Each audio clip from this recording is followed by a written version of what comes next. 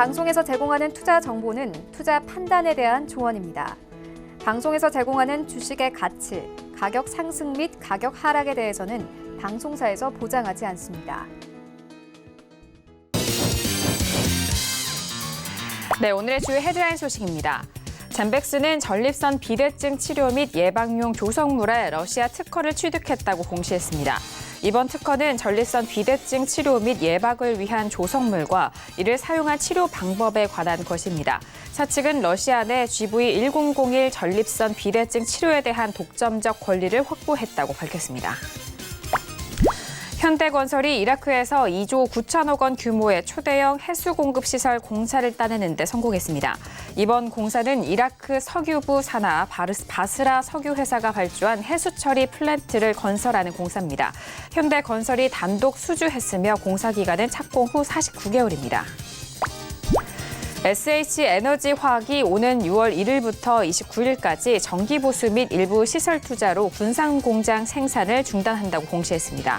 차측은 생산 재개 예정일까지 충분한 재고를 내외부 창고에 확보하고 있어 정상적인 영업 활동에는 지장이 없을 것으로 보고 있습니다. 생산 재개 예정일은 내달 30일입니다.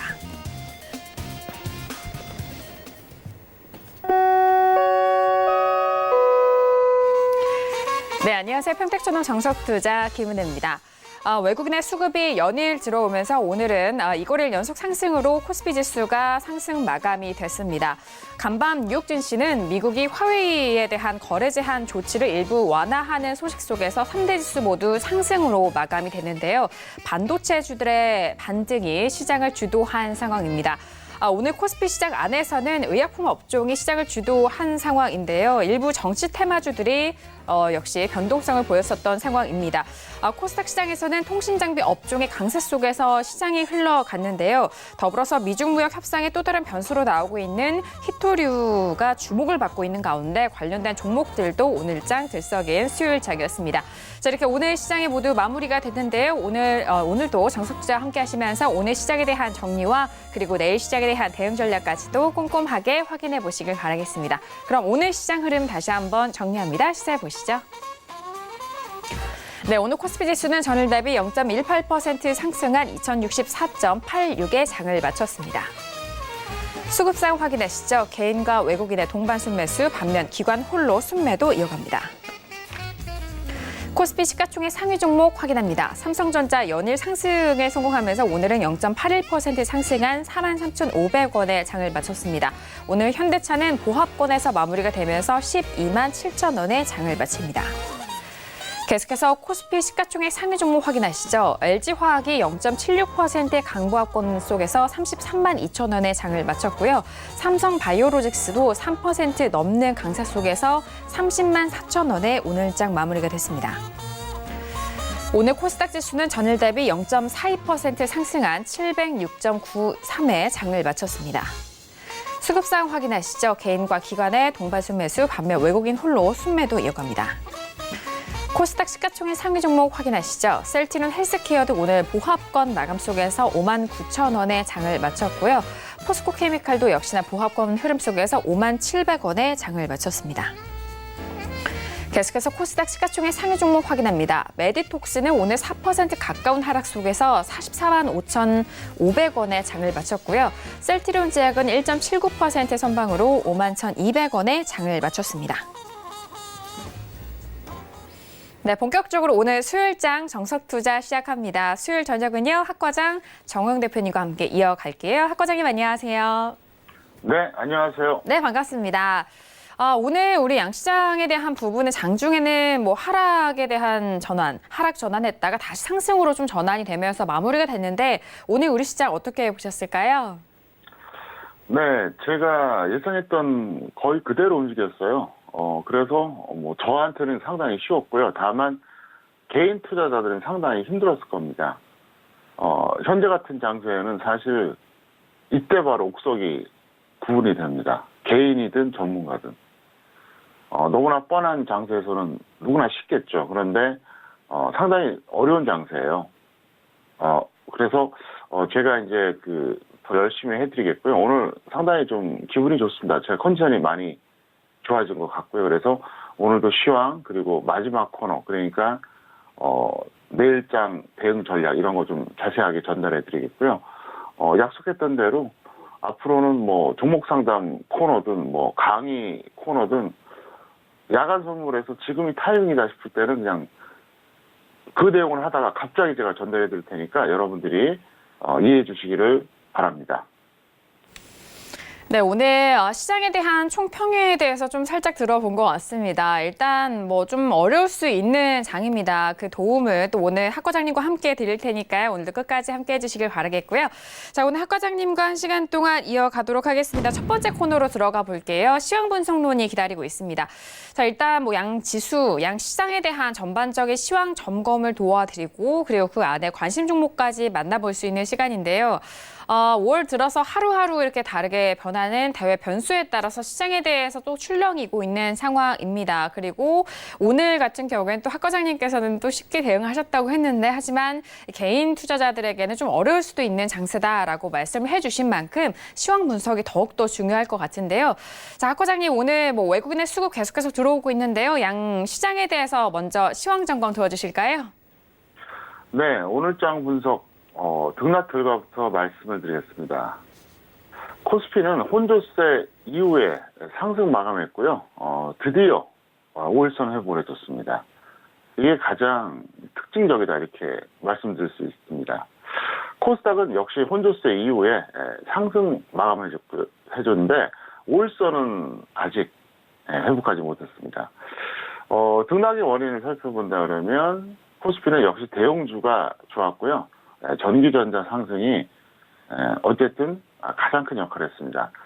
오늘 지수가 플러스 출발했다가 장중에 좀 한때 많이 밀렸어요.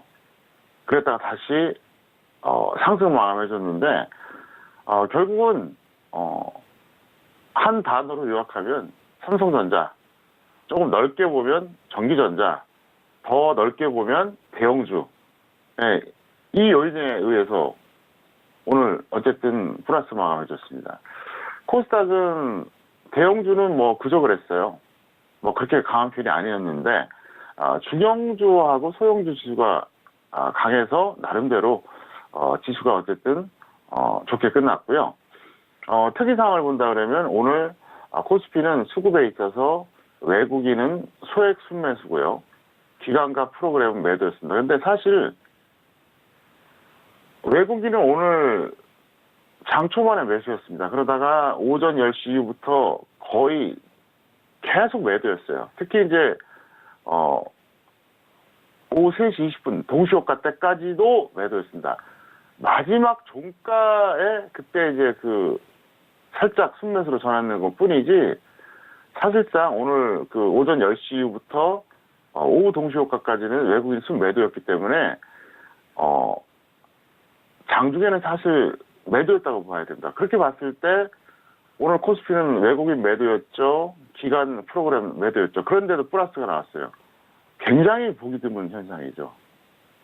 물론 종가 기준 통계는 외국인이 순매수로 나와 있어요. 그런데 그거는 딱 마감했을 때 기록된 거고 동시효과까지도 순매도였다는 얘기죠. 그러니까 실질적으로는 오늘 외국인 기관 프로그램 다 매도했습니다. 제가 이 방송 통해서 항상 얘기했었잖아요. 외국인 기관 프로그램이 다 매도인 날 지수가 플러스 나오기가 상당히 어렵다. 제가 수도 없이 얘기했죠. 근데 오늘 어쨌든 플러스가 나왔어요. 이건 엄청난 거예요.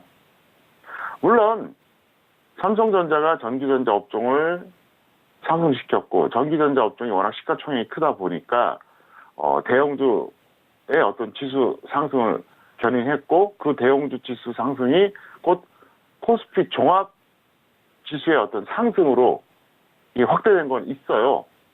하지만 그렇다 하더라도 여타 업종, 여타 대형주의 도움이 없으면 이게 불가능합니다. 이런 수급에서는 사실 힘들어요, 이거는요.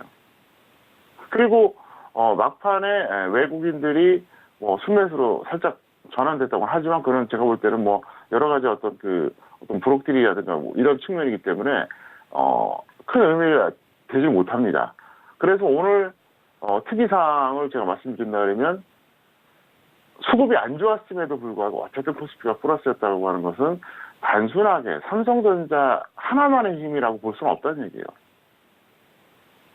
여타 대형주들 그리고 시장에 참여했던 사람들의 어떤 심리상으로 이제는 반등 한번 나오지 않을까 이런 어떤 기대감에 있어서 이제 매수가 좀 유입이 되고요. 그다음에 매도를 그동안 했던 사람들은 많이 했는데 아직까지 안 한 사람들은 여기까지 버텼는데 내가 좀 참아보자 이런 심리가 상당히 작용했다고 봅니다. 그렇지 않고서 이렇게 나올 수가 없어요. 이거는요. 그다음에 코스닥은 중소형주의 경우에 코스피보다 강세였습니다. 그래서 플러스 5% 이상 상승 종목의 그 숫자를 살펴보면 코스피는 26종목이었습니다. 반면에 코스닥은 69종목. 그러니까 2배가 넘죠. 그래서 코스닥이 좀 더 강했다. 이건 어떤 의미가 있느냐?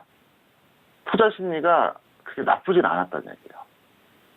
바로 그거를 이제 나타내 줍니다. 그리고 제가 이제 이번 주 월요일 그 방송 복귀를 하면서 12일 만에 복귀했잖아요. 그래서 월화 방송을 해드렸었는데 나름대로 도움이 되신 것 같아서 기쁘게 생각합니다. 사실 제 입장에서는 뭐 여러분들 잘 보셔서 아시겠지만 저는 예측하잖아요. 그리고 거침이 없잖아요. 저는 그냥 있는 그대로 전달합니다. 주저한 적도 없고요. 왜냐하면 이제 주전문가 생활 벌써 21년째 하고 있는데 처음에 시작할 때 그런 생각을 했어요. 남자답게 해보자. 쪼잔하게 찌질하게 빠져나갈 거면 만들어 놓고 얘기하고 남자가 아니에요. 그건. 그 전문가는 더더욱 아니고요. 그래서 저는 그렇게 생각했어요. 예측을 할 수 없으면 전문가가 아니다. 해설하는 건 누구나 다 하는 거예요. 맞든 틀리든. 여태까지 21년째 하면서 적정한 게 더 많으니까 버텼겠죠. 틀린 게 훨씬 많았으면 버티지 못했겠죠. 어쨌든 항상 적정한 건 아니었지만 정말 과감하게 전달했다는 점 그렇게 말씀드리겠고요. 자, 차트로 더 중요한 내용 전달하겠습니다. 보시겠습니다. 이게 코스피 차트예요. 오늘 뭐 코스닥은 뭐 보여드릴 거 없고요. 제가 지난 5월 8일까지 출연했었습니다. 그리고 나서 이제 월요일에 이번 주 월요일이죠. 이번 주 월요일에 제가 다시 방송을 복귀를 한 거예요. 그러니까 이제 날짜상으로 본다 그러면 5월 20일이니까 10일 만에 나온 거죠. 그래서 이 구간 동안 어찌 보면 제 방송만 보셨던 분들은 암흑기에 있었던 거죠. 왜냐하면 원래 제가 월화수만 방송 출연합니다. 목금은 그렇지 않아도 출연 안 해요. 근데 또 지난주에 또 제가 조사가 있어가지고 뭐 어쩔 수 없이 빠져야죠. 조사 있는데 방송한 거 전 아니라고 보거든요. 가끔 방송인들 같은 경우 그런 얘기를 하더라고요. 어떤 사람들은 나는 집안에 누가 돌아가셨는데도 불구하고 방송에 출연했다. 난 별로 그러고 싶지 않아요. 그럴 때는 그냥 쉬는 게 맞다고 봐요. 그건 저는 오히려 합리적이지 못하다고 생각합니다. 그래서 그때 출연하는 게 뭐 자랑이라고. 출연 안 할 때는 안 해야죠. 근데 어쨌든 그래서 이 공백기 때 여러분들 정말 답답하셔갖고 제가 마음이 별로 안 편했어요. 솔직한 말로. 야, 이때 해드려야 되는데. 그리고 그토록 제가 주장했던 그 어떤 중장기 시황의 트렌드가 그대로 적중하고 있잖아요, 지금요. 근데 이때 못해주니까 너무 안타까워서 제가 이제 월요일부터 과감하게 말씀드렸는데, 자, 제가 월요일에 뭐라 그랬죠? 이걸 조금 더 크게 보여드릴까요? 월요일 밤에 분명히 했습니다. 반등 나올 겁니다. 이렇게 얘기했어요. 자, 바로 그 다음날, 화요일날 어떻게 됐습니까? 나왔습니다. 이날 나왔죠? 그리고 어제 방송에서 또 제가 뭐라 그랬죠? 혼조세 반등이라고 그랬습니다. 그냥 반등이라는 표현도 안 했어요. 혼조세 반등. 그 어휘 하나의 차이가 엄청나게 큰 거예요. 오늘 어떻게 됐어요? 예상대로. 혼조세 이후에 반등 나왔잖아요. 저는 원래 좀 성격이 좀 섬세한 편이에요. 그리고 제가 원래 고교사 출신입니다. 그러다 보니까 어휘의 선택이 좀 남다르죠. 아무래도. 그냥 반등이다 이렇게 표현하는 거하고 혼조세 이후에 반등이다. 이거 완전히 다른 거죠. 그러니까 속된 말로 막 풀렁거리다가 간다는 얘기잖아요. 근데 이제 그대로 오늘까지 적중했습니다. 매일같이 적중하진 않겠지만 어쨌든 그래서 제가 기분이 상당히 좋고요. 제가 이제 약 12일의 공백기가 있었는데 그 공백기에 빠졌던 그런 아쉬움을 제가 충분히 이제 만회시켜 드리겠고요. 어쨌든 저는 월요일에 반등 화요일 나올 거다. 그래서 어제 나왔고요. 어제는 콘저스의 반등이다. 그래서 오늘도 나왔어요. 좀 더 디테일하게 볼까요? 오늘 코스피하고 선물하고 저점이 10시 1분이었습니다. 오전 10시 1분. 네, 오전 10시 1분. 정확하게. 근데 저는 오늘 오전 10시 2분을 저점으로, 2분에 판단했어요. 그러니까 코스피하고 선물하고 오전 10시 1분이 오늘 최저점이었는데 딱 10시 1분 찍히고 나서 1분 뒤에 정확하게 10시 2분에 오늘 바닥 찍었다 이렇게 확신했어요. 그래서 여러 경로를 통해서 한 30분 뒤에 오전 10시 1분이 오늘 저점일 가능성이 높다는 이런 어떤 여러 가지 힌트를 많이 드렸습니다. 여러 매체를 통해서. 왜냐하면은 이 설건 PTV 방송은 밤 10시잖아요. 그럼 장 다 끝나고 전달해봐야 큰 의미가 없죠, 사실은. 장중이 훨씬 더 중요하잖아요. 근데 이게 왜 중요하냐? 이 메모 구간에서 그 메시지가 전달이 됐는데 여기서 눌림목에서 들어갈 기회가 생겼다는 거죠. 그래서 이거 실제로 제가 그렇게 했습니다. 네, 거짓말하지 않습니다. 저는 뭐 항상 얘기하잖아요. 여러분들이 저를 신뢰하시는 이유가 뭡니까? 저는 틀리면 틀렸다고 얘기해요. 손해보험 봤다고 분명히 얘기합니다. 네, 그러니까 맞을 때는 또 수익 났을 때는 또 그것도 여러분들이 믿을 수밖에 없죠. 네, 사실을 얘기하는 건데. 그래서 오늘 제가 왜 기분이 좋냐? 제가 지금 컨디션이 상당히 좋은 것 같습니다. 제가 생각을 해도. 저는 항상 저 자신도 분석합니다. 놀랍게도. 제 스스로도 체크를 해요. 지금 굳이 따진다면 육체적인 컨디션은 보합이에요. 아주 강건하지도 않고 그렇다고 해서 아주 지금 피곤하거나 그런 것도 아니고 딱 중간인데 이 정신적인 컨디션은 굉장히 좋은 것 같습니다. 왜냐하면은 오전 10시 딱 1분 딱 찍고 나서 1분 뒤에 오늘 저점 오전 10시 1분이다 이렇게 판단했거든요. 근데 그게 차트 보고 하는 게 아니에요. 다 말씀드릴 수는 없지만 저는 정말 이것저것 다 봐요. 그러니까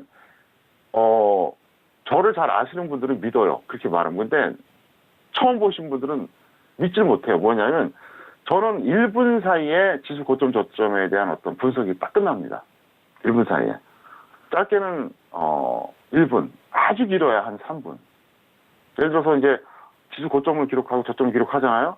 그리고 나서 1분에서 3분, 보통 3분까지 가는 경우 거의 없고요. 한 1분 안에 끝나는데 그때 이제 어떤 등락 요소 한 최소 3가지에서 7가지를 순식간에 그냥 조합해버려요. 물론 계속 보고 있었죠. 이것저것 다 체크하고 있다가 머릿속으로 순식간에 그냥 믹스해버리는 거예요. 암산해버리는 거예요. 그래서 예를 들어서 이제 5가지 요인이 있다. 7가지 요인이 있다. 그러면 요거는 지수를 올려주는 요인, 요거는 하락시켜주는 요인. 이걸 조합을 해요. 그래서 딱 결론에 도달합니다. 여기서 더 이상 밀릴 가능성이 없어. 그럼 딱 저점 이렇게 선언하는 거예요. 그럼 반대로 쭉 올라가요. 여기서 더 이상 가기가 힘들어. 그럼 고점. 이게 보통 1분 안에 끝나고요. 아주 길어야 3분입니다. 그리고 그 짧은 시간에 3가지에서 7가지 등락 요소를 다 혼합해버려요. 믿기지가 않죠. 사실입니다. 왜냐하면 장중에 제가 이렇게 하는 거를 보신 분들이 한두 명이 아니에요. 제가 이 주식전문가 21년째 하고 있고, 이 인터넷 방송하고, 이 방송 출연이 제가 19년째거든요. 어떻게 거짓말 합니까? 제가 그 능력이 있기 때문에, 지금까지 살아남은 거예요. 어떤 사람들은 전문가든 개인이든 일봉 차트 아무리 봐도 판단이 안 되는데 좀 부봉 보고 판단한다는 거죠. 왜 그렇게 할 수밖에 없냐? 이건 여러분들이 알아두셔야 돼요. 그렇게 안 하면 항상 뒤늦어요. 남보다 느려요. 그래서 지금 차트 잠깐 보시면 아래쪽 동그라미 10시 1분에 저점이라는 것을 10시 2분에 제가 결론을 내렸어요. 그리고 이 네오막스 구간에서 저도 뭐 이제 여기저기 많이 활동을 하니까 오전 10시 1분이 저점 가능성이 상당히 높다. 이런 식으로 많이 이게 그 도움을 드렸어요. 개인 투자자들한테. 그러면 이 두 번째 동그라미 있잖아요. 이때 그러면 생각이 있다면 어떻게 할까요? 매수 포인트로 잡죠. 왜? 평택촌놈이 오전 10시 1분이 저점일 가능성이 높다는 식으로 여기저기 막 얘기했어요. 그리고 반등이 세게 나왔어요. 그때 딱 이제 저도 확인이 필요하니까 네오박스 구간에서 얘기를 해준 거예요. 근데 계속 갔으면 모르겠는데 밀렸을 때 그때 딱 들어가면 이게 찬스라는 거죠. 이때 여러분들이 지수 연동형 대용주 들어가도 되고 파생해서 선물을 들어가도 되고 아니면 뭐 옵션에서 콜을 들어가도 되고. 그래서 이 시황이 주식 투자의 80%라고 제가 얘기하는 게 그거예요. 그래서 분봉을 잘 봐야지만이 그래야 실전 투자에서 이길 수밖에 없어요. 실전 투자에서. 안 그러면 하다 보면 놓치거든요. 그러니까 개인 투자자들이 왜 추격 매수를 할 수밖에 없냐면은 이런 능력이 없다 보니까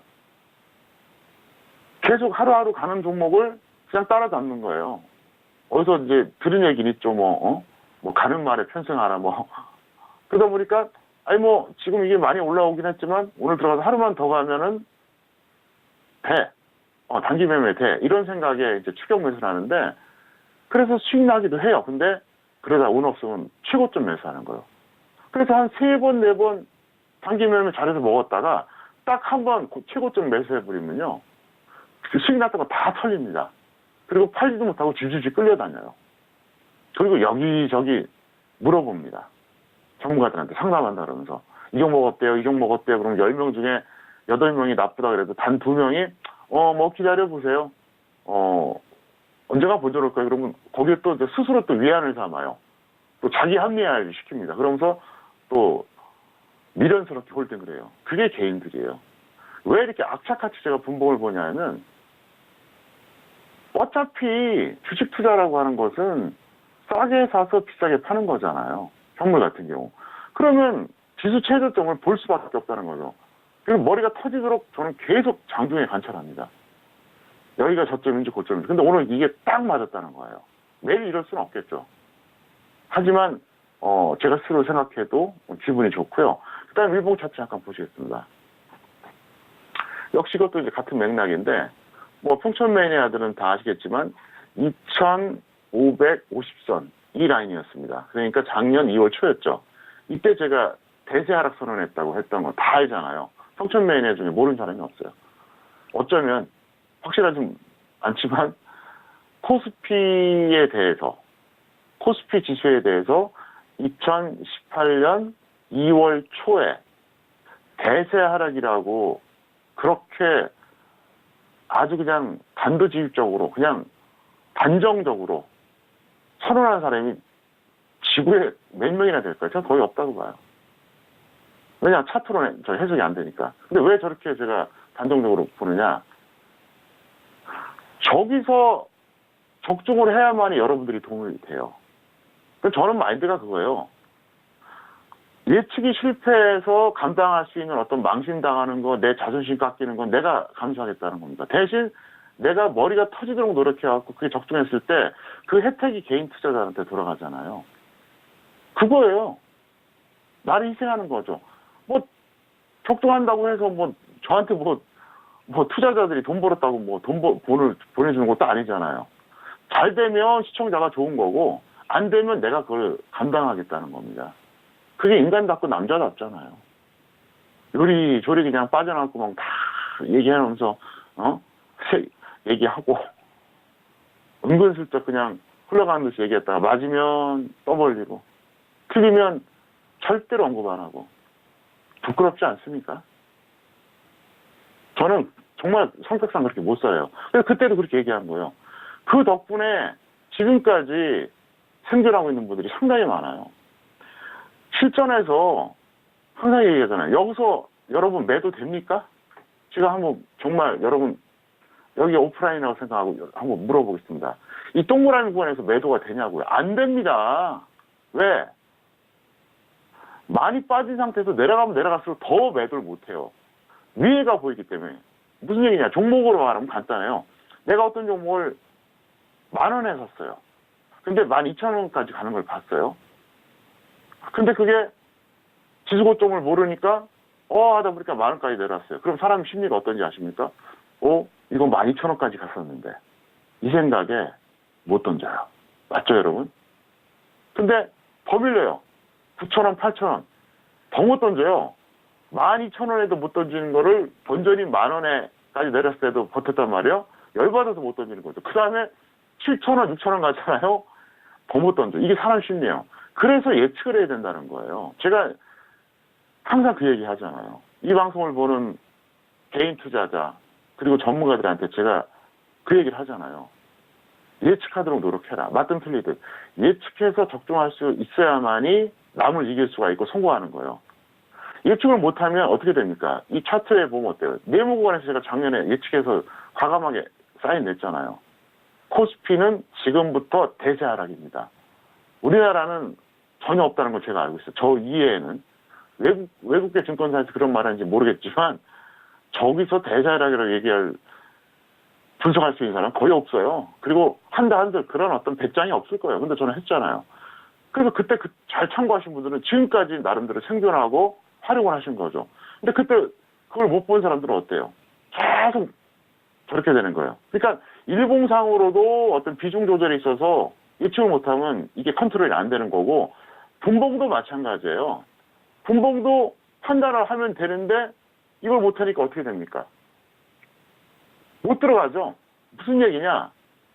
이 구간에서도 못 들어가고요. 여기서도 못 들어가고 불안한 거예요. 겁이 나는 거예요.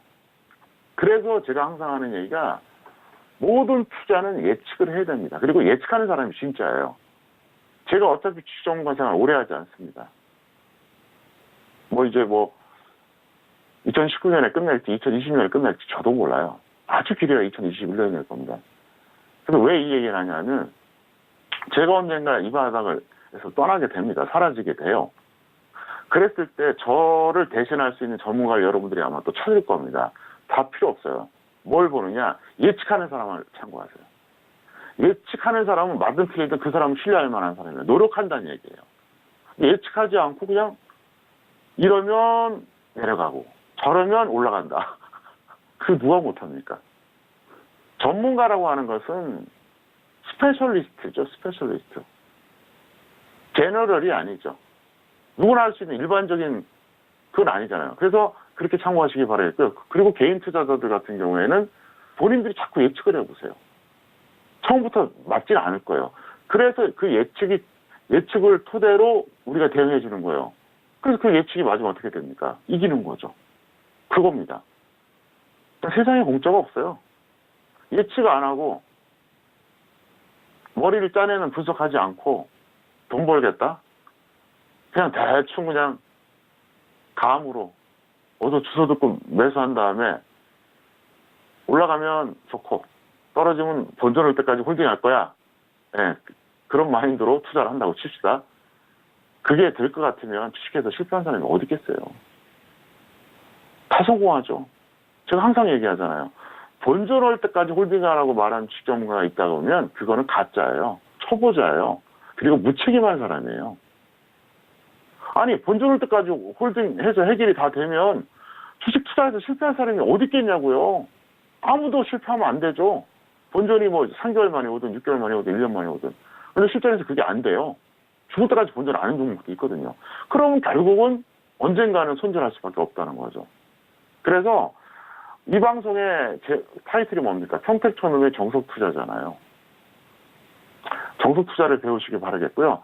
제가 항상 예측해서 적정할 수는 없지만 더 노력을 하겠습니다. 그리고 오늘 어차피 교육 시간이 없기 때문에 제가 이제 시황 코너를 좀 길게 했는데 마지막 코너에서 더 중요한 얘기를 전달해 드리겠습니다. 네, 오늘 수요일장에 대한 양시장 분석을 아주 심도 있게 도와드렸습니다. 먼저 등락 결과에 대해서 다시 한번 좀 말씀드리면 코스피 지수가 오늘은 5일선이 회복이 됐다라는 점 그 부분 다시 한번 좀 강조를 해주셨습니다. 하지만 코스닥은 혼조세 이후에 상승 마감했음에도 불구하고 5일선에 대해서 미회복이 됐다라는 그런 사태적인 부분도 살펴보시길 바라겠고요. 그리고 내용을 좀 살펴보면은 코스피 시장 안에서는 대형주와 이 전기전자의 상승으로 지수 상승을 좀 견인한 상황이고, 코스닥 안에서는 중소형주의 강세로 이 지수에 대한 강세가 좀 유지가 됐다라는 말씀까지 들어봤습니다. 자, 오늘 양시장에 대해서 다시 한번 좀 시황 점검을 도와드렸고요. 그렇다면 오늘 시장 안에서 관심 있게 보셨던 관심 종목도 만나보도록 하겠습니다. 자, 박 과장님, 오늘 시장 안에서 어떤 종목들 관심 종목으로 살펴보셨을까요? 네, CJ와 농심 두 종목을 선정했습니다. 네, 오늘 일장 관심 종목은 CJ와 농심을 또 꼽아주셨는데요. 오늘 CJ 같은 경우에는 2.88% 빠지면서 10만 1,000원에 마감이 됐고요. 농심도 오늘장 빠졌습니다. 3% 넘게 빠지면서 24만 8,500원에 오늘장 마무리가 된 상황인데, 어떻게 보면은 두 종목 모두 좀 내수주라고도 할 수 있는 부분이기도 해요. 박 과장님, 두 가지 종목, 관심 종목 다시 한번 구체적으로 분석 도와주실까요? 네, CJ는 평택초동 기술특허 적정 주가에 의하면 64만 원짜리입니다. 지금 뭐 10만 원이니까 상당히 저평가되어 있죠. 그리고 CJ 굉장히 좋은 회사예요. 그런데 이 종목은 최근에 계속 내려갔습니다. 그래서 보유자는 홀딩이 유지하고요. 왜 홀딩이 유지냐? 지금까지 안 던졌는데 이제 와서 던진다는 게 의미가 없다는 거예요. 그리고 워낙 저평가되고 기업 내용이 좋은 회사이기 때문에 속된 말로 버티면 이거는 최근 매수자들은 단기 수익도 가능하고요. 뭐 나쁘진 않을 겁니다. 그리고 미보유자는 신규 매수 하셔도 상관없어요. 네, 지금 없는 사람들은. 왜 그러냐? 오늘 52주 신저가를 갱신했거든요. 네, 52주 신저가. 그래서 CJ는 그렇게 하시는 게 좋을 것 같고요. 농심은 보유자는 홀딩을 매도하시고요. 그렇다고 해서 미보유자는 지금 매수는 아닌 것 같고 그냥 관망하시는 게 나은데 차트로 더 설명을 드리겠습니다. 차트 보시겠습니다. CJ는 딱 보시기도 어때요? 지난 3월 중순에 고점 찍고 이때죠. 이때 고점 찍고 하염없이 흘러내렸어요. 오늘이 공교롭게도 52주 최저가. 52주니까 1년이죠. 최근 1년 이내에 가장 낮은 주가예요. 그러니까 이게 지금 CJ가 뭐 기업력이 나쁜 회사도 아니고 괜찮은 회사예요. 제가 굉장히 신뢰하는 회사입니다. CJ 제가 되게 좋아하거든요. 네. 제가 개인적으로 꼽는 우리나라 절대 저평가 우량주들이 몇 개 있어요. 그 중에 하나입니다, 이게. 근데 지금까지 던지지 않았다면 이거는 굳이 여기서 던질 필요가 없으니까 보유자는 홀딩 유지하라는 거고 미보유자 없는 사람들은 이쯤 되면 단기 매매해도 나쁠 게 없다는 거죠. 그런 뜻인데요. 조금 더 크게 볼까요? 보세요. 정말 하염없이 흘러내렸죠. 그러니까 작년뿐만 아니라 재작년부터 보면 엄청나게 흘러내렸어요. 놀랍지 않습니까? 거의 엽기적이죠. 자, 보세요. 이게 이제 2015년에는 뭐 가격이 30만 원 넘어간 적도 있었거든요. 그게 지금 3분의 1 토막 난 거예요. 네, 3분의 1. 그러니까 중장기 추세를 본다면 이 라인에서 3분의 1 토막이 난 겁니다. 중장기적으로. 그러니까 2015년이니까 벌써 거의 한 4년 전이죠. 4년 전에 비해서 3분의 1 토막이 나고요. 그 다음에 지난 3월부터 봐도 상당히 많이 빠졌어요, 지금요. 네, 수십 % 하락한 겁니다. 그래서 CJ가 오늘 제가 왜 이걸 관심종목을 선정했냐면 이걸 좀 해드려야 될 것 같은 생각이 드는 거예요. 저는 관심종목 선정할 때 어떻게 하느냐, 이게 멋대로 하는 게 아니에요. 저희 회사 직원들, 예, 저는 참고로 법인의 대표예요. 그러니까 주식 전문가들이 우리나라 뭐 엄청나게 많이 있는데 거의 다 개인 사업자거든요. 저는 아니에요. 주식회사 평택촌론입니다. 거기에 대표예요. 그러니까 저는 직원들이 있죠. 대다수의 전문가들은 직원이 없어요. 자기 혼자예요.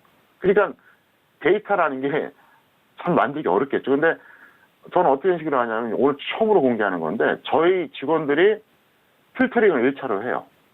그래서 4가지 어떤 그 스타일의 그 종목들을 2개씩 찾아요. 그러니까 총 8개죠. 1차로 찾아줘요. 그 다음에 제가 거기서 또 2개를 또 압축하는 거예요. 네, 그런 식으로 하는 겁니다. 이거 그냥 대충 그냥 휙 보고 하는 게 아니에요. 그래서 제가 이제 그 정해줬죠. 이 4가지 형태로 어떤 그 종목 그 모니터링을 해서 샘플화 시켜라. 총 8개 만들어요. 그 8개 제가 다시 보는 거예요. 근데 오늘 딱 보니까 눈에 들어오더라고요. 그래서 야, 이거는 오늘 꼭 해야겠는데 이 생각이 든 겁니다. 그래서 이거는 지금까지 안 던졌으면 이건 뭐 진짜 이거 1년 전, 2년 전, 3년 전, 4년 전에 매수해서 여태까지 홀딩 하신 분들은 뭐 던질 필요 없고요. 최소한 이거는 망할 회사는 아니니까. 그리고 뭐 한두 달 전에 매수하신 분들도 지금 손해가 있거든요. 던질 필요가 없습니다. 다만 없는 사람들은 이쯤에서 들어가 볼만 해요. 설령 실패한다고 해도 여기서 들어가서 실패한다고 해도 뭐 한 5% 손들 보면 되잖아요. 손실 나면 5%, 수익 나면 10이나 20% 이게 가능하다는 거죠. 원래 그 매매 그 기본이 그거거든요. 제가 항상 얘기하는 손소이대입니다. 손소이대. 손해는 작고 이익은 크게. 바로 이럴 때 들어가는 거예요. 바로 이럴 때. 자, 생각해 보세요. 꼭 결과를 제가 놓고 얘기하는 건 아닌데요. 자, 상식적으로 생각해 보세요. 자, 여기서 들어가면 어떨까요? 더 갈 수도 있어요. 그죠? 근데 빠지면 손실이 크죠. 왜? 누가 봐도 이 저점에서 많이 올라간 거거든요. 그런데 여기서 들어가면 어떨까요? 손해볼 수도 있어요. 더 빠질 수 있습니다. 대신 수익 나면 더 크잖아요. 그러니까 이거예요. 똑같이 우리가 매매를 한다고 했을 때, 자, 여기서 들어가는 거하고, 자, 여기서 들어가는 거하고 완전히 달라요. 그러니까, 자, 여기서 들어가는 거하고, 여기서 들어가는 거 하는 건, 이거는 어떤 그, 합리성 측면에서 완전히 다르다는 거죠. 제가 항상 얘기하잖아요. 분석은 논리성이 중요합니다. 등락의 원인을 파악하는 거. 분석이죠? 논리적으로 생각해야죠. 그 다음에 그 분석을 토대로 예측하는 거. 이거는 논리력 플러스 창의력까지 있어야 돼요. 그래서 예측이 어려운 거예요. 그럼 대응은 뭘까요? 합리적이래야 되죠. 합리성이 필요한 거죠.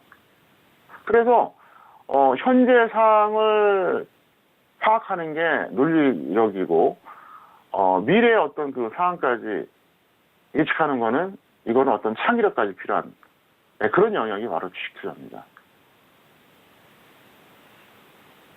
그런데 대응할 때는 합리성 뭐냐? 쉽게 말해서 당위성이죠. 마땅히 그러할 만한. 그러니까 누가 보더라도 이거는 결과를 떠나서 맞다. 이게 바로 합리성이거든요. 그럼 위쪽 네오박스는 어떠냐고요? 합리적이지 못한 거예요, 저건요. 가봐야 탄력이 좀 제한적인데 밀리면 확 밀려버리잖아요. 그러면 아래쪽 네오박스는 어떨까요? 손해볼 수는 있지만 살짝 끌어주면 돼요. 올라가면 많이 먹을 수가 있죠. 그리고 제 마인드가 그거예요. 이거를 어떤 사람들은요. 30만 원에 좋아하는 사람도 있어요. 20만 원에 좋아하는 사람도 있어요. 현재 얼마입니까? 10만 원이에요. 현재. 제가 하고 싶은 얘기가 뭐냐 그거예요. 이걸 30만 원에 잡은 사람도 있고 10만 원에 20만 원에 잡은 사람도 있어요. 또 15만 원에 잡은 사람도 있어요. 그 사람들에 비하면 만약에 실패한다고 하더라도 별로 리스크가 없다는 거죠. 좌우비에서 매수한 사람들은 지금도 엄청난 평가 손인데 여기서 더 밀려면 미쳐버리는 거예요. 근데 나는 가지고 뭐 내려가고 5% 잘라주지 이러면 돼요. 올라가면 엄청나게 먹잖아요. 바로 그걸 얘기하는 겁니다. 그 다음에 농심 얘기하겠습니다. 농심을 보니까 이거는 어때요? 보유자는 홀딩을 매도 맞아요. 이것도 비슷합니다. 지금까지 안 던졌으면 이걸 굳이 던질 필요는 없다고 봐요. 왜냐, 지수가 이제 반등기이기 때문에 그렇습니다. 다만 미보유자는 제가 관망하라고 했습니다. 왜 그러냐? 더 떨어질 개연성도 충분히 있거든요. 개연성. 네. 어떤 완성도로 본다 그러면 약한 단계지만 개연성이 분명히 있어요. 근데 CJ 같은 경우는 제가 얘기했잖아요. 신규 미보유자들은 신규 매수 한번 해봐도 된다. 52주 최저가니까. 근데 이거는 미지수기 때문에 없는 사람은 그냥 관망하는 게 낫지만 있는 사람이 굳이 여기서 던질 필요는 없다는 거죠. 만약에 더 내려가면 있는 사람들은 보유자들은 그냥 좀 더 추가 매수하는 거 나쁘지 않습니다. 어쨌든 제가 이제 10일 공백기 이후에 월화수 이렇게 출연하니까 저도 굉장히 의욕이 생기고 재밌네요. 제가 여태까지 방송 출연하면서 10일 연속으로 쉰 적이 없었는데 그래서 쉬니까 확실히 컨디션도 좋아지는 것 같아서 그래서 이걸 참고해서 또 다음에도 한 2주 정도 한번 쉬어볼까 합니다. 결정적일 때 한 2주 정도 쉬어보고 다시 나타나면 또 컨디션이 좋을 것 같아서 혹시라도 나중에 뭐 어떤 일이 되든 2주 정도 제가 비우더라도 이해해 주시기를 바랍니다. 네, 오늘장 관심 종목 2가지 종목에 대해서 구체적인 분석을 도와드렸습니다. 먼저 첫 번째 관심 종목인 CJ 같은 경우에는요, 보유자는 홀딩한 이후에 유지를 좀 해보자라는 의견을 주셨고요. 그리고 미보유자는 현재 구간에서 신규 매수 접근 가능하다라고 정리를 해드렸습니다. CJ를 보면서 또 여러분들에게 전달을 하고 싶으셨던 것만큼 좀 구체적인 분석, 함께 추가적인 설명도 도와드렸으니까요. CJ 관심 있으신 분들 참고하시고요. 더불어서 적정 주가가 지금 64만 원대로 좀 계상이 되어 있는데 현재의 주가가 지금 10만 원대입니다. 적정 주가에 대해서 좀 저평가되어 있다라는 점까지 참고하시고요. 자, 그리고 두 번째 관심 종목은 농심이었습니다. 농심도 오늘 뭐 CJ와 마찬가지로 하락으로 마감이 되는데 농심은 보유자 홀딩한 이후에 매도에 대한 의견이고요. 하지만 미보유자에 대해서는 관망에 대한 의견을 주신 만큼 다시 한번 2가지 관심 종목까지 잘 살펴보시고 참고해 주시길 바라겠습니다. 자, 지금 시각은 10시 38분 지나가고 있습니다. 오늘 수요일장에 뉴욕 증시가 개장이 됐는데요. 오늘 뉴욕 증시는 3대 지수 모두 하락으로 출발이 된 상황입니다. 방송 직전이었습니다. 정석투자 방송 직전에 좀 속보 내용이 들려왔었는데 일단 문우신 재무장관이 아직 중국과의 무역회담이 좀 계획이 없다라는 그런 CNBC와의 인터뷰에서 발언을 좀 이어갔는데 무역 협상을 재개하기 위한 이 베이징행이 아직 예정되어 있지 않다라는 이런 불확실성 속에서 시장이 좀 반응을 하고 있는 것 같고요. 거기에 더불어서 일단 퀄컴 같은 경우에는 지금 10% 넘는 급락을 좀 이어가고 있습니다. 퀄컴이 반독점법 위반 판결 소식에 의해서 주가가 현재는 13% 좀 폭락을 하고 있고 거기에 덧붙여서 유통업계의 하락이 오늘 지수 하락 출발이 됐다라는 점까지 다시 한번 살펴보시길 바라겠습니다. 자, 이어서 선생님 질문 있을 시간으로 넘어가 보도록 하겠습니다. 오늘도 다양한 질문들 많이 접수해 주셨고요. 첫 번째 질문부터 확인해 볼게요. 오늘의 첫 번째 질문은 끝자리 2555님의 질문 확인해 보도록 하겠습니다. 티웨이 홀딩스를 매수하셨고요. 매수가는 3,140원에 비중은 30% 질문 주셨습니다. 자, 오늘장 티웨이 홀딩스는 약보합 마감이고요. 2,145원에 마감이 되면서 현재 손실 구간입니다. 학 과장님, 티웨이 홀딩스 어떻게 보실까요? F학점이에요. 매수 가격과 손절하지 않은 게 아주 심각한 수준이고요. 일시적인 추가 매수 후에 본전 매도하던가 마이너스 30% 손절을 하던가 그건 뭐 본인이 선택하시고요. 뭐 길게 얘기할 건 없고 차트 잠깐 보여드리겠습니다. 참 죄송한 표현이지만 이분은 취소를 하셔야 돼요. 어떻게 매수를 해도 여기서 정말 기가 막히십니다. 어떻게 최고점 매수할 수 있는지 이것도 능력이에요. 그러니까 이분은 현물을 하면 안 돼요. 직선물해서 매도를 해야 돼요. 아마 엄청나게 돈 벌 겁니다. 일부러 저도 저 가격에서 매도하라고 해도 못합니다. 그러니까 이게 문제예요. 추격 매수잖아요. 누가 보더라도. 그리고 그냥 흘러내릴 때 계속 홀딩하는 거예요. 그리고 여기저기 또 아는 사람들한테도 물어보고 주식 전문가들 나한테 상담하면서 이거 어때요? 그러면 또 뭐 기다려보세요. 뭐 이런 얘기 들으면 그래 마치 기다리라니까. 본인 망가지는 거예요. 이게 뭐 하냐는 거 이게. 그러니까 결과를 떠나서 저기서 왜 매수를 하냐고요. 이건 아닙니다. 어쨌든 이분은 F고요. 이 종목에서 나중에 본전이 오든 안 오든 이걸 떠나서 앞으로는 절대 이렇게 하지 마시기를 바랍니다. 네, TV홀딩스 첫 번째 질문으로 진단을 도와드리고 있습니다. 매수가가 정말 상당히 안타깝습니다. 일단 고점 매수에 의해서 일단 좀 대응 전략을 말씀해 주셨는데 학점은 F학점으로 확인이 됐고요. 일시적 추가 매수 후에 본전 매도 또는 마이너스 30% 손절에 대해서 전략 챙겨드렸으니까요. 참고해 주시길 바라겠습니다. 자, 이어서 다음 질문도 이어가 볼게요. 끝자리 7117님의 질문 확인합니다. 드리머스 컴퍼니를 매수가 9,700원에 비중은 50% 질문 주셨습니다. 오늘장 드리머스 컴퍼니는요, 0.81% 하락하면서 7,370원에 마감이 됐는데, 이분도 역시 현재 손실 구간입니다. 하 과장님, 드리머스 컴퍼니 어떻게 진단해 주실까요? 이분도 비슷해요. D학점인데, 역시 추격 매수했고, 성급한 매수했고, 손절 안 했고, 똑같아요. 마이너스 10 또는 마이너스 30에서 매도한 다음에 재매수 시도해 주시기를 바랍니다. 네, 드리머스 컴퍼니에 대해서 진단해 드렸습니다. 학점은 D학점 확인이 됐고요. 손절은 마이너스 10% 또는 마이너스 30% 먼저 오는 가격대 매도 이후에 재매수 의견 참고해 주시길 바라겠습니다. 자, 이어서 다음 질문도 이어가 볼게요. 다음 질문은요, 끝자리 3193님의 질문 확인합니다. RF세미를 매수가 7,767원에 비중은 10% 질문을 주셨는데요. 자, 오늘장 종가 먼저 확인해 볼게요. 자, 오늘장의 RF세미 종가는 1.30% 상승한 7,000원에 마감이 되는데요. 지금 10% 정도의 손실을 보고 계신 상황입니다.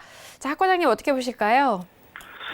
종목 선택이 잘못된 건 아닌데 이분은 시황을 무시했습니다. 5월 중순부터 오늘까지 굉장히 시황이 안 좋았잖아요. 근데 이번 너무 좀 급하시게 매수하신 겁니다. 이럴 때는 좀 느긋하게 기다렸다가 이 종목이 확실하게 밀리면 매수하든가 아니면 뭐 이게 안 온다 그럼 다른 거 잡으면 되거든요. 너무 이 특정 종목에 집착하신 것 같아요. 그래서 본전 매도하거나 마이너스 20% 손절한 다음에 다시 접근하시길 바랍니다. 네, RF세미에 대해서 진단해드렸습니다. 학점은 C학점으로 말씀을 해주셨는데요. RF세미 본전 매도 또는 손절은 마이너스 20% 매도 이후에 재매수 의견 참고해 주시길 바라겠습니다. 자, 이어서 다음 질문도 이어가 봅니다. 끝자리 2074님의 질문 확인할게요. 유양DNU를 매수가 8,830원에 비중은 30% 질문 주셨습니다. 자, 오늘장의 종가는요, 3% 가깝게 올라오면서 7,500원에 마감이 됐습니다. 오늘 올라왔음에도 불구하고 매수가 대비 손실 구간인데요. 학 과장님은 어떻게 보실까요? D학점이고요. 단기 고점에서 매수하시고 손절도 안 하셨는데 이분은 질문 자체가 매도할 생각이 없어요. 왜? 상승할까요? 이렇게 물어봤거든요. 어떻게 할까요? 하고 다른 거죠. 어떻게 할 거예요는 제가 뭔가 진단을 예를 들고 조언해 좀 그대로 하겠다는 건데 상승할까요? 그건 무슨 얘기냐? 다시 말하면 총천님 상승한다고 말해주세요. 그거거든요. 이분은 안 던져요. 왜 질문하는지 저는 알아요. 위로받고 싶은 거예요. 자기 합리하고 싶은 거예요. 상승한다고 말해주길 바라면서 질문한 거죠. 안 던진다는 거죠. 본인이 알아서 하셔야 되는데 이렇게 하시면 안 된다고 제가 수도 없이 얘기하잖아요. 답답해요. 그래도 제가 이제 따뜻한 한마디 말씀드린다면 이거는 조금만 기다리면 최소한 본전은 회복될 것 같으니까 기다려보시기를 바랍니다. 네, 유양DNU에 대한 진단이었습니다. 학점은 D학점으로 확인됐고요. 일단 언제 오를까라는 그런 질문 속에서 좀 현명한 답변을 해주신 것 같습니다. 다시 한번 좀 참고하셔서 현명하게 대응해 보시길 바라겠습니다. 자, 오늘도 선생님 질문 있어요 시간을 통해서 다양한 질문들에 대한 상담 도와드렸습니다. 말씀드린 내용에 대해서는 투자 판단에 대한 조언이고요. 해당 상품의 가치와 수익률을 보장하지 않는다는 점 다시 한번 유의해 주시길 바라겠습니다. 자, 이렇게 오늘 수요일장에 대한 정리를 좀 모두 마쳤습니다. 지금 3대 지수 뉴욕 증시가 하락 출발이 됐고 현재 야간 선물도 소폭 빠지고 있는 흐름이었는데요. 그렇다면 내일 목요일장에 대한 전망 바로 이야기를 나눠볼게요. 자, 학 과장님 이 마지막 코너가 더 중요하다고 강조를 해주셨는데 내일 우리 시장 어떻게 전망하실까요? 현물은 낙폭과대주 단기 접근이 좋습니다. 오늘 관심 종목을 언급했던 CJ 같은 경우에도 괜찮습니다. CJ가 뭐 우량주라는 거, 좋은 회사라는 건 다 아시잖아요. 제가 볼 땐 찬스예요. 실패한다 하더라도 들어갈 만한 어떤 가치는 충분히 있다고 봅니다. 그래서 현물은 주로 이제 낙폭과대주를 단기 접근하세요. 근데 물론 이제 낙폭과대주도 여러 가지 종류가 있는데 지금은 우량주가 좋을까요? 개별주가 좋을까요? 이 방송을 6개월 이상 보신 분들 알죠? 우량주가 더 좋습니다. 만약에 한 종목만 매수한다. 그러면 개별주보다 우량주 들어가는 게 좋고요. 내가 한 5종목을 매수한다. 그러면 우량주를 한 3이나 4 정도 하고 개별주를 1이나 2 정도 하면 딱 맞아요. 이렇게 하는 게 이게 정석입니다. 왜냐? 지수가 반등할 때는 우량주는 전반적으로 연동이 돼요. 근데 개별주는 연동이 되는 것도 있고 안 되는 것도 있어요. 이 개별주라고 하는 것에 제가 그 의미를 항상 해석을 해드렸잖아요. 개별주, 예, 한자로 낮게 다를 별, 구루주. 그래서 개별주예요, 이게. 한자로 하면 개별주가 바로 그겁니다.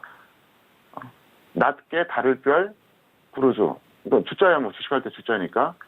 그러니까 낱개로 다르게 따로따로 논다 이거예요. 그래서 바로 개별주예요. 참 묘하죠. 우리가 흔히 개별주라는 표현 쓰잖아요. 그걸 한자로 풀이하면 그거예요. 아마 이것도 처음 듣는 분들이 있을 겁니다. 그래서 그게 맞고요. 파생은 양방향 단타 매매가 좋습니다. 적어도 내일은.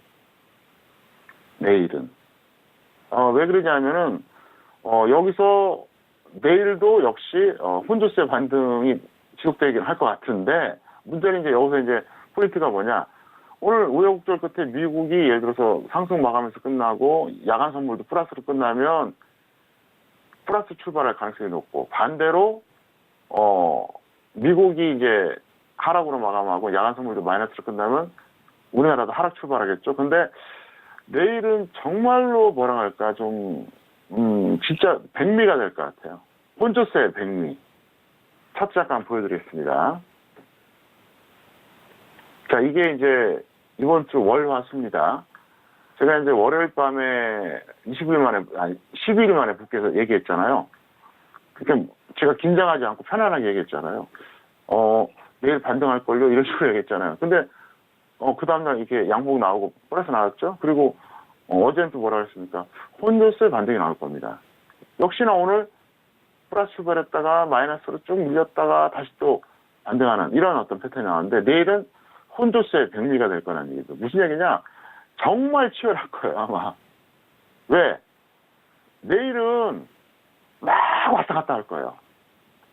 왜냐하면은 내일은 어떤 흐름이냐? 여기서 이제 반등이 나올 걸 기대하고 들어온 매수세. 반대로, 지금이라도 던지자 하는 매도세. 이게 막 아주 치열한 전투가 벌어집니다. 그러면 어떻게 될까요? 지수가 쭉 올라가거나 쭉 내려가기보다는 계속 요동칠 가능성이 높아요. 왜냐하면 오늘 정확하게 2050이 이탈됐었거든요. 그렇기 때문에 굉장히 아마 혼조세가 나올 겁니다. 그래서 내일은 현물 같은 경우에는 그럼에도 불구하고 그냥 이렇게 하시면 돼요. 어떤 낙폭과대주 우량주가 있다. 그러면 1차, 2차 매수 이렇게 좀 깔아놓고 그냥 불안해서 하고 바로 반등 나오면 좋지만 안 나오더라도 기다려주는 이런 게 필요하고요. 왜냐하면 현물은 양방향 매매라는 게 있을 수가 없잖아요. 현물, 종목이라고 하는 것은 매수해서 매도하는데 무조건 올라갔을 때만 수익이 나는 게 현물이니까. 근데 파생은 안 그래요. 선물 옵션 다 상방향, 하방향 패턴이 있으니까 어쨌든 그걸 활용하시자는 거죠. 근데 상방을 먼저 할지 하방을 먼저 할지 이건 저도 지금 예측을 못해요. 이거는 안 돼요. 왜? 오늘 미국이 어떻게 끝날지 모르거든요. 또 트럼프가 트윗에서 뭐라고 얘기할지 누가 합니까? 제가 트럼프한테 물어볼 수도 없고, 예. 어차피 통화를 해도 영어가 안 되니까 대화가 안 되겠지만, 미국 장세는 워낙 트럼프 장세라고 제가 얘기를 하잖아요. 이 양반이 뭐라고 얘기할지 그 누구도 예측 못해요. 그렇기 때문에 일단 내일 시작하고 나서 플러스든 마이너스든 시작을 하겠죠. 근데 중요한 게 뭐냐? 양방향 단타라는 거죠. 내일은 한 방향만 하지 마세요. 이것만 해도 상당한 포인트가 되니까 참고하시기 바라겠고요. 어쨌든 내일 좋은 결과를 바랍니다. 네, 현물 안에서는 낙폭 과대주를 단기 접근하면은 유효하다라는 그런 전략을 해주시는데 우량주에 대한 비중을 또 다시 한번 강조를 해주셨습니다. 그 부분 참고하시면서 내일장 대응해 주시길 바라겠습니다. 오늘 저희가 준비한 소식과 내용은 여기까지고요. 저희는 내일 이 시간에 다시 돌아오도록 하겠습니다. 함께해 주신 여러분 오늘도 고맙습니다.